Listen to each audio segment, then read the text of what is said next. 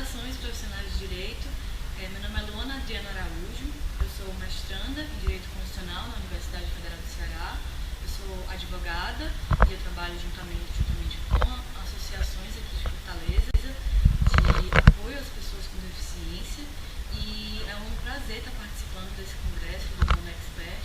poder estar conversando, estar dialogando com as pessoas que fazem advocacia hoje e que realmente levam o direito a sério, que são os advogados brasileiros. Nossa temática aqui vai ser analisar o sistema de incapacidades civis e também o sistema de medidas de apoio à expressão da capacidade civil, presente hoje no direito brasileiro, mostrando principalmente a Lei Brasileira de Inclusão, a recente Lei Brasileira de Inclusão, e a Convenção Internacional de Pessoas com Deficiência da ONU. Primeiramente, a gente vai fazer uma análise geral, a gente vai trabalhar com análise geral sobre o que é deficiência, sobre como a deficiência foi encarada no contexto internacional. Depois a gente vai passar para a análise da Lei Brasileira de Inclusão e a gente vai analisar como essa Lei Brasileira de Inclusão ela veio alterar o sistema de capacidades civis e como isso vai mexer, como isso vai modificar o dia a dia do advogado que mexe com capacidade civil, que mexe com curatela, que trabalha com tomada de decisão apoiada. Primeiramente, a gente tem que analisar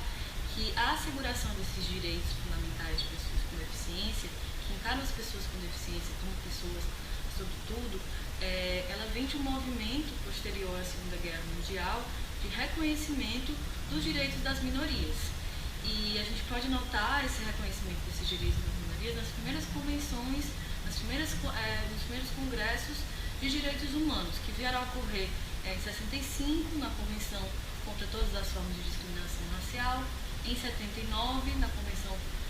contra todas as formas de discriminação contra a mulher, e em 2007, mais recentemente, que é a Convenção Internacional sobre os Direitos das Pessoas com Deficiência da ONU, é o último grande tratado sobre direitos humanos, em 2007, foi o tratado que recebeu mais adesão da sociedade civil, teve mais participação de ONGs,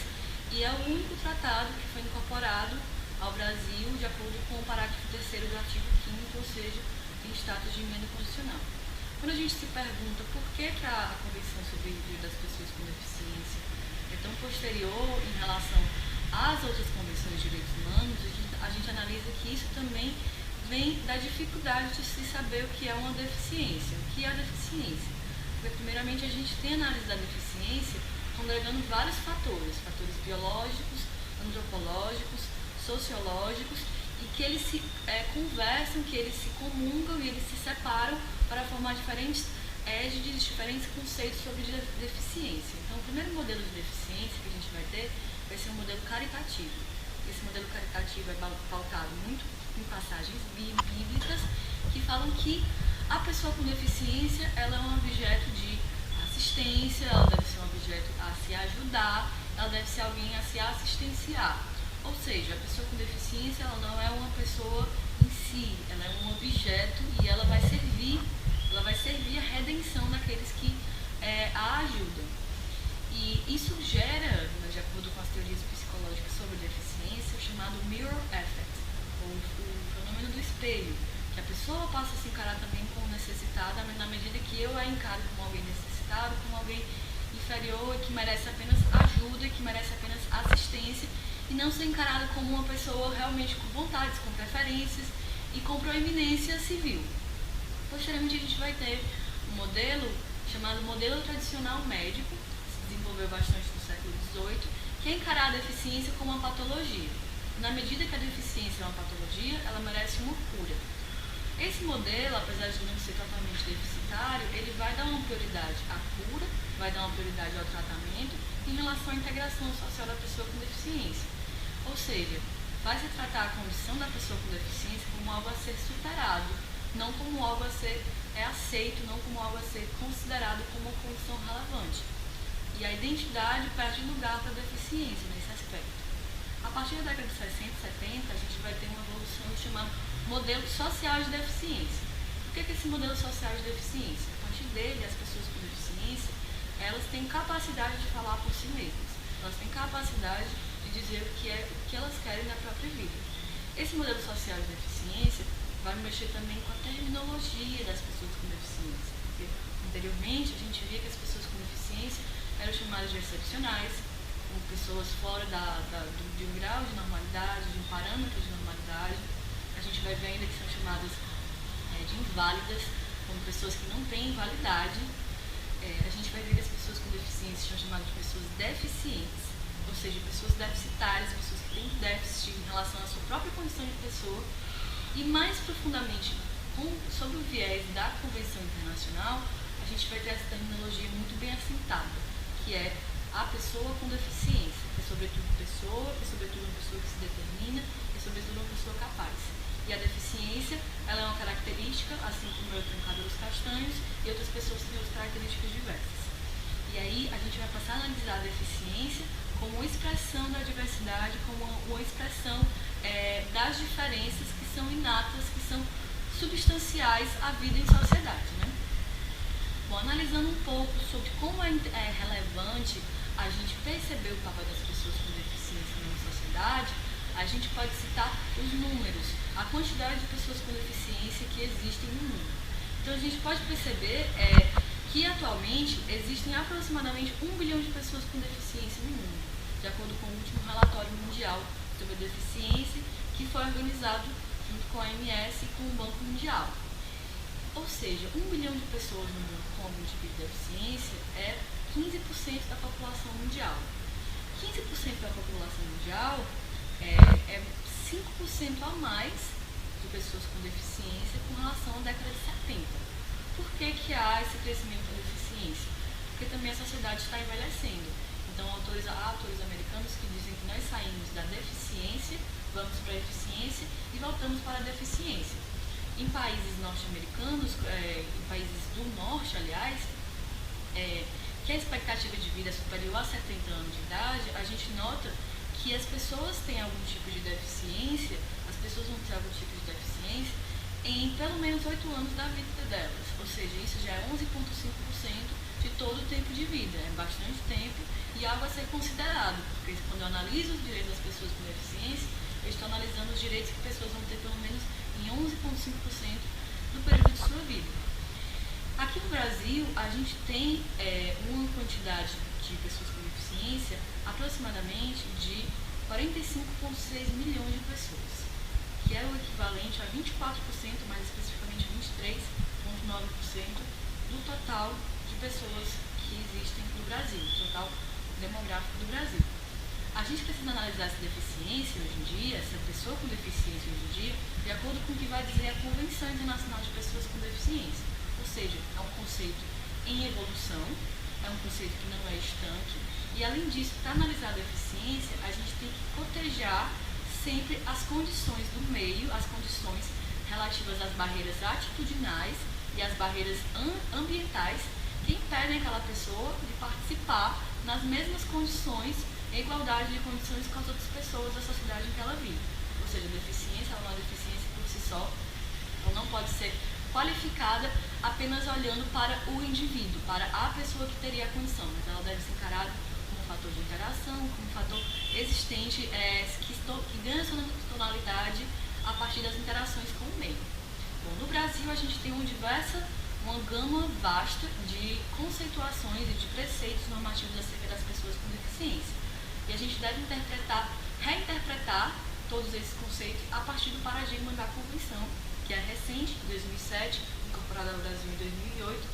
e, portanto, a legislação brasileira, tanto a funcional quanto a infraconstitucional, não adotam terminologicamente, não foram atualizadas terminologicamente para essa nova nomenclatura de pessoas com deficiência. Então, a gente vai encontrar ainda na legislação referências da pessoa com deficiência como excepcionais, como inválidos, como incapazes, e a gente precisa fazer uma releitura disso. Falando mais especificamente da Constituição Federal, a gente vai ver no artigo 6º, que assegura os direitos sociais, já são educação, saúde, moradia, trabalho. A gente vai ver já no inciso 31 uma proibição de discriminação salarial entre as pessoas com deficiência e as outras pessoas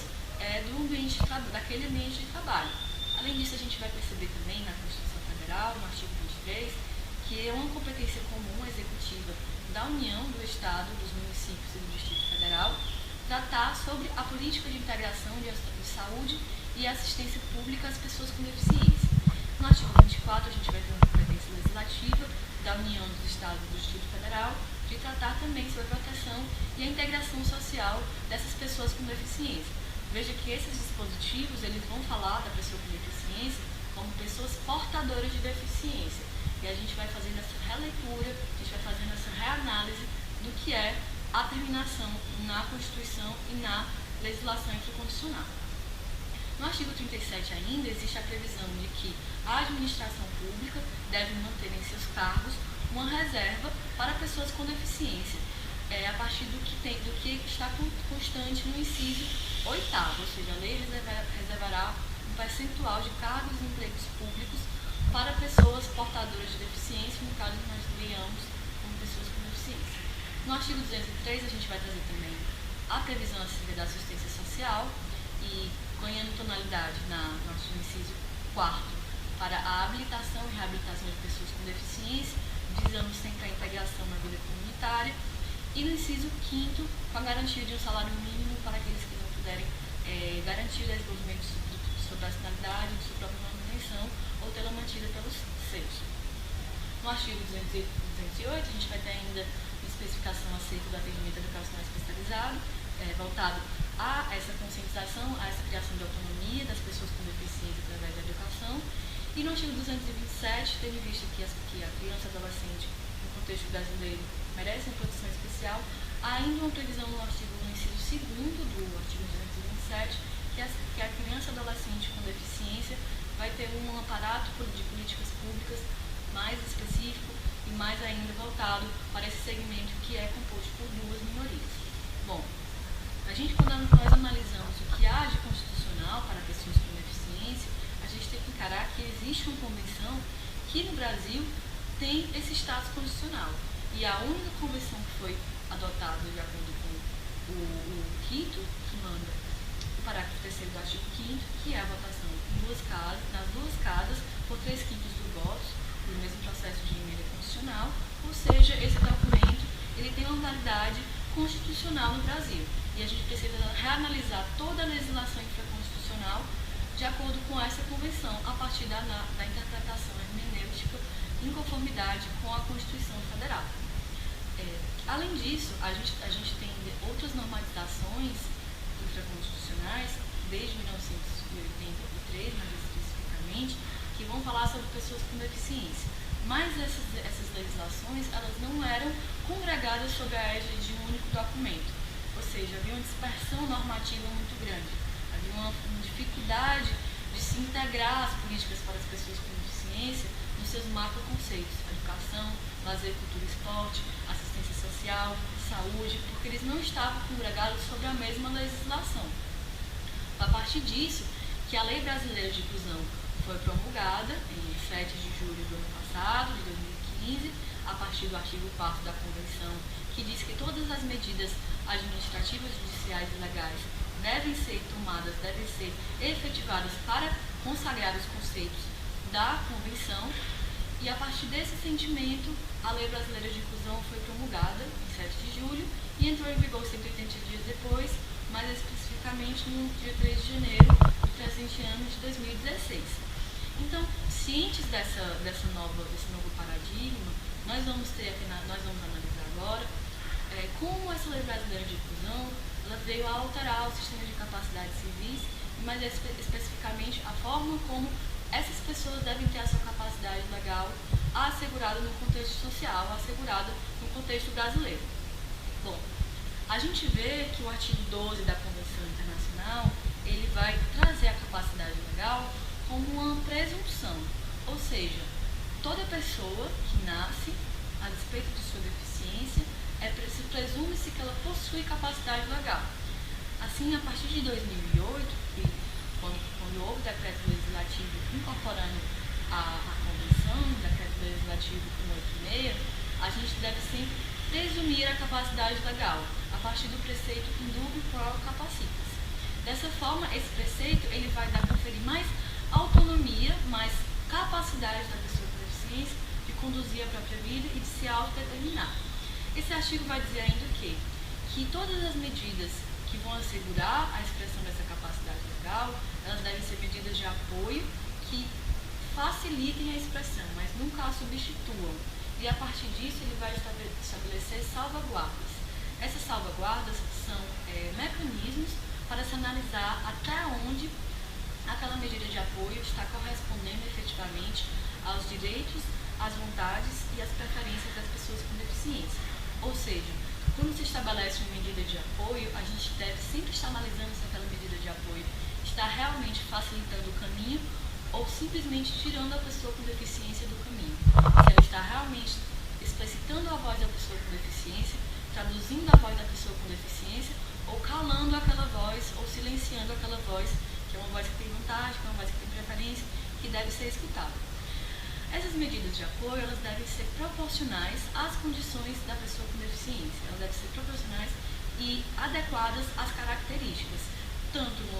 quanto ao aspecto material, quanto ao aspecto temporal. Por isso que a Convenção vai dizer ainda que ela deve ser adotada no menor grau de tempo possível, com o menor tempo possível, durante o menor tempo possível, devendo ser sempre revista, para que a pessoa com deficiência, a partir do ganho de sua autonomia, a partir do ganho de sua autodeterminação, também vai extirpando dessas medidas de apoio o que efetivamente tem nelas de apoio, já que eu vou ganhando, já que essa pessoa com deficiência vai ganhando autonomia, vai podendo falar por si só, sem qualquer tipo de apoio, vai podendo falar por si só, sem qualquer tipo de tradução. Bom, nesse tocante, ela vai dizer ainda que essa revisão ela deve ser feita por uma autoridade imparcial e, no caso brasileiro, essa autoridade imparcial vai se consagrar, vai ser analisada na figura do judiciário a partir do processo de jurisdição voluntária, de requisição de curatela, de requisição de outros institutos que nós vemos atualmente, trazidos pela Lei Brasileira de Inclusão, como a tomada de decisão apoiada. Nós vamos analisar mais especificamente. Bom, a previsão da capacidade legal como regra, apesar dela já estar presente no contexto da primeira lei de 2008, com o decreto legislativo 186, ela não vinha sendo seguida pela legislação civilística. Por quê? Desde a incorporação da Convenção no contexto brasileiro, em 2008, com o decreto legislativo 186. Contudo, havia uma disparidade dessa presunção de capacidade legal com o que prevê a legislação infraconstitucional. Porque o que havia no artigo 3º do Código Civil até 3 de janeiro deste ano de 2016, havia a previsão de que as pessoas que por enfermidade ou deficiência mental não tiverem o necessário discernimento para a prática dos atos da vida civil são pessoas absolutamente incapazes. E ainda havia no artigo 4º do mesmo diploma do Código Civil, havia essa previsão de que eram relativamente incapazes os excepcionais, sem desenvolvimento mental completo, e os que por deficiência mental tivessem esse desenvolvimento reduzido.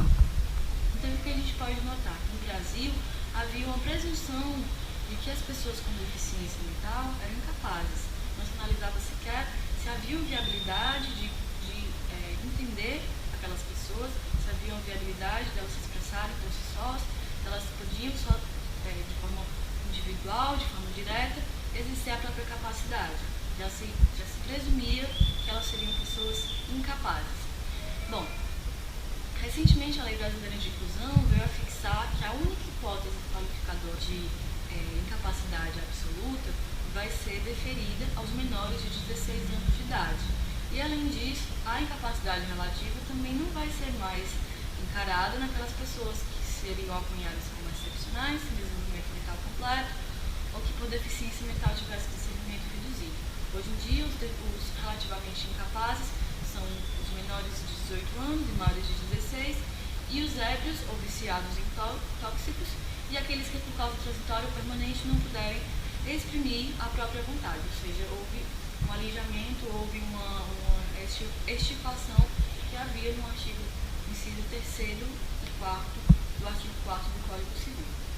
Essa alteração ela vai emergir dessa impossibilidade de se conferir à pessoa com deficiência maior possibilidade de se autodeterminar, maior possibilidade de exercer diretamente os atos da vida civil, tomando as rédeas da própria vida. A gente percebe isso também no que traz a Convenção, no que traz a Lei Brasileira de Inclusão, no artigo 6º e no artigo 84. No artigo 6º, há uma série de atos que são assegurados de conferência direta, de realização direta para as pessoas com deficiência, como casar-se, constituir união estável, exercer direitos sexuais e reprodutivos, exercer direito de decidir sobre o número de filhos e ter acesso a informações sobre reprodução e planejamento familiar, conservar a sua fertilidade, sendo vedada a esterilização compulsória, que era um problema, que era uma questão a ser analisada sob a égide da legislação anterior, na qual os curadores, na qual muitos responsáveis por pessoas com deficiência faziam, efetivavam essa esterilização sem analisar, sem se saber se haveria um assentimento da pessoa com deficiência. Além disso, outro direito a ser assegurado de exercício direto é o exercício do direito à família e à convivência familiar e comunitária, e além disso o exercício do direito à guarda, à tutela e curatela, inclusive à adoção como adotante ou adotando. Além disso, o artigo 84 da Lei Brasileira de Inclusão vai prever que a capacidade legal ela deve ser exercida pela pessoa com deficiência em igualdade de condições a todas as demais pessoas. Bom, tendo em vista que houve essa alteração no sistema de incapacidades civis e no sistema de exercício direto dos direitos e prerrogativas das pessoas com deficiência, também houve uma alteração nas medidas de apoio, principalmente a curatela.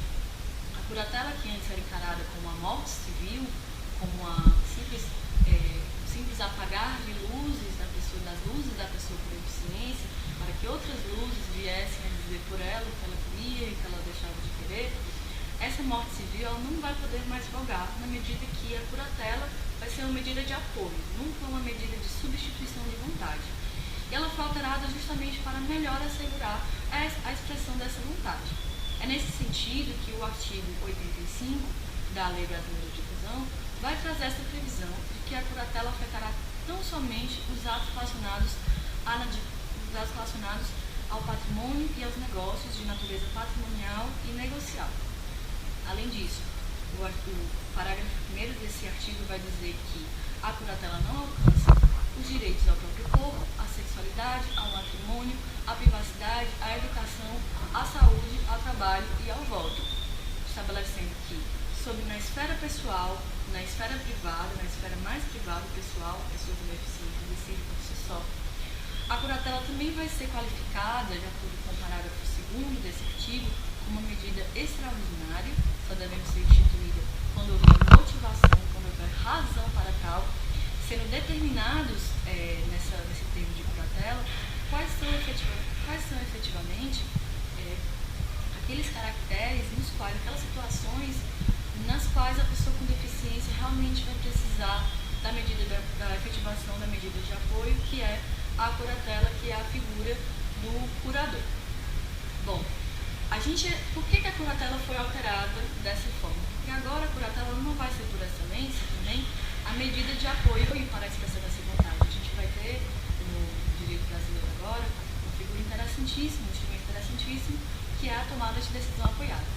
O que é essa tomada de decisão apoiada? É um processo a partir do qual a pessoa com deficiência vai eleger 2 apoiadores, pessoas idôneas, de sua confiança, com os quais não tenha vínculos, para prestar apoio na tomada de decisões sobre atos da vida civil, fornecendo-lhe elementos de informação necessários para que essa pessoa possa exercer diretamente sua capacidade. É um tipo de consultoria, por excelência, é um tipo de apoio, por excelência, e os termos desse apoio eles vão estar estabelecidos, eles vão estar constantes neste termo específico e determinado e coadunado com a pessoa com deficiência. A gente vai ter no parágrafo 1º do artigo 1783-A, a partir de agora, que para formular o pedido de tomada de decisão apoiada, a pessoa com deficiência e os apoiadores devem apresentar termo em que conste os limites desse apoio, os compromissos dos apoiadores, inclusive o prazo de vigência do acordo e o respeito à vontade dos direitos e interesses da pessoa com deficiência. Ou seja, esse instrumento ele vem assegurar que a incapacidade não seja mais a tonalidade a partir da qual a medida de apoio vai ser instaurada, e a medida de apoio realmente sirva apenas como base, como sustento, e não como substituição da vontade. Essa nova vontade do legislador vai resguardar o núcleo de autonomia pessoal que até então não era verificado. Porque o que a gente notava no dia a dia, no cotidiano advocatício, é sempre recomendar a curatela, até mesmo como uma medida de proteção da pessoa, até mesmo como um resguardo da pessoa com deficiência. Mas o custo desse resguardo era altíssimo. O custo desse resguardo era tirar da pessoa com deficiência a capacidade de se integrar socialmente, se integrar na vida laboral, na vida estudantil, porque todos os atos tinham que ser referendados, tinham que passar necessariamente por uma figura externa, por uma figura alheia, o que realmente transforma a medida de apoio numa medida assistencial e numa medida de substituição, numa medida que vai, na verdade, colonizar o curatelado. Por isso que o Nelson Rosenwald vai dizer que agora a curatela ela tem que ter uma natureza ortopédica e não amputativa de direitos. Ela deve servir para que o membro funcione, mas não para tirar este membro, mas não para tirar este membro, essa capacidade legal das pessoas com deficiência. E assim a tomada de decisão vai surgir como uma medida paralela, como uma medida extra à curatela, e as duas vão continuar coexistindo em normalidade e sendo utilizadas de acordo com a sua necessidade, de acordo com os casos específicos. É necessário a gente ver que o Código de Processo Civil ainda vai trazer a expressão interdição de pessoas com deficiência. Mas essa expressão não é mais utilizada na medida em que não estamos mais interditando pessoas com deficiência. Estamos fornecendo medidas de apoio. A interdição se relaciona muito a acolher direitos. E não é mais o caso que a gente vai encontrar hoje na legislação pátria nos procedimentos pátrios. Bem, a par dessas mudanças, a gente vai perceber também outras mudanças relacionadas à expressão das pessoas com deficiência no contexto jurídico e no judiciário brasileiro. Essas pessoas com deficiência, elas vão poder também ser testemunhas de processos, ou seja, pessoas com deficiência mental ou intelectual vão poder exercer essa qualificação, esse papel legal, o que confere às pessoas com deficiência, o que confere àquele que tem uma deficiência, uma maior integração e uma maior capacidade de opinar e de participar sobre processos, sobre procedimentos tão importantes do dia a dia brasileiro, quanto os processos, quanto o judiciário. Bom, nesse sentido a gente percebe o quê? Que os advogados devem adotar uma postura agora de informar as pessoas acerca do real objetivo da curatela e da tomada de decisão apoiada. Porque o caminho mais fácil, que era dito ser a curatela, agora talvez não está em um caminho tão fácil. Por quê? Vai ter que ser, a curatela não vai poder mais ser um termo Ctrl+C, Ctrl+V, não vai poder mais ser um termo único, que a gente vai encontrar perfeitamente na internet. Os direitos, as características de cada curatela vão ser específicas, vão ser determinadas de acordo com a análise de equipe multidisciplinar. A gente não sabe qual vai ser o formato dessas equipes multidisciplinares, como é que os regimentos internos das casas de justiça vão estabelecer qual a composição dessas equipes multidisciplinares. Além disso, os termos de curatela eles vão ter que ser revistos periodicamente, eles necessariamente vão ter que ter prazos, ou seja, vai haver uma nova sistemática do curador, que até então era uma medida fácil, era um meio fácil de se proteger a pessoa com deficiência, mas agora a gente vai sempre priorizar a expressão da vontade, a expressão da capacidade legal, a despeito de não ser tão fácil assim. E além disso, sobre o Instituto da Tomada de Decisão Apoiada, a gente deve fomentar o diálogo, o debate com outros causídicos, diretores e jurisconsultos, porque não há ainda um formato determinado sobre como vai ser esse procedimento, a tomada de decisão apoiada, e a gente deve priorizar um instituto que aparentemente veio para dar mais capacidade, dar mais autonomia a um segmento que até então era marginalizado e, a partir de sua expressão, pode ter uma proeminência social muito forte. A gente vê que esse Instituto da Tomada de Decisão Apoiada, ele tem inspiração no Brasil com a Amministrazione del Sostegno do direito italiano e o Sauvegarde de Justice do direito francês, e os dois funcionam de formas apartadas. O direito francês tem uma forma de ver a curatela e a tomada de decisão apoiada, esse diálogo entre os dois institutos, diferente do direito italiano. Como a gente ainda não tem aqui um procedimento muito estabelecido, a gente tem que olhar também para a legislação externa agora, para a experiência externa, para ver as práticas, para ver o que é que mais se coaduna com a realidade brasileira. E a gente só vai entender para que veio a tomada de decisão apoiada a partir da conversa com as outras pessoas, a partir do diálogo com os nossos colegas advogados, com os colegas juízes, promotores, para que nós possamos realmente efetivar a que veio a Convenção e a que veio a Lei Brasileira de Inclusão, que é justamente incluir. Então, o que a gente buscou hoje foi apresentar alterações da curatela e apresentar um novo instituto, que é o Tomada de Decisão Apoiada, buscando que esses institutos, essas alterações e esse novo instituto sejam aplicadas de forma acertada com os desígnios da Convenção e da legislação, e que os advogados possam atuar na sua prerrogativa de administração da justiça e também de bem-estar, de promoção do bem-estar social e da integração das pessoas com deficiência na sociedade. Bem, essa foi a nossa participação no Conexpert. Eu gostaria de agradecer a toda a equipe e a equipe do Direito Diário, a qual eu sou correspondente, colunista, e com quaisquer dúvidas eu vou disponibilizar o meu e-mail e espero estar recebendo quaisquer permissões, quaisquer perguntas e comentários de vocês, para que nós possamos fomentar esse debate, que é a nossa proposta inicial, e sempre cientes de que a prática jurídica ela se faz no dia a dia, é dinâmica, e a gente não pode simplesmente se fechar em um estudo de um dia, mas o estudo é diário, o estudo é constante, e ele ganha sua riqueza na conversa e